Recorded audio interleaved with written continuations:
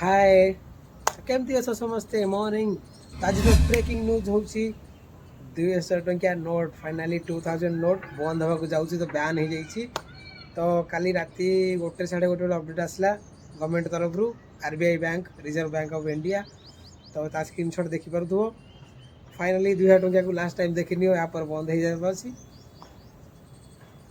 Tension हो गल कि टेंशन हमार ना यही मास 23 रु अगस्ट मास 30 जाए 3 मास टाइम अच्छी भर तुम बैंक रे चेंज कर ना दिन अकाउंट रे डिपोजिट कर। तो गवर्नमेंट जी भी अलाउ कर 10% मात्र चली बाकी सब ब्लैक मनी रही जाइए। जो थे कि 200 टंकिया चिप लगी से चिप जना पड़ जाइए। तो जो मैंने भी टेंशन हवा कथा ना चेंज कर बैंक रे।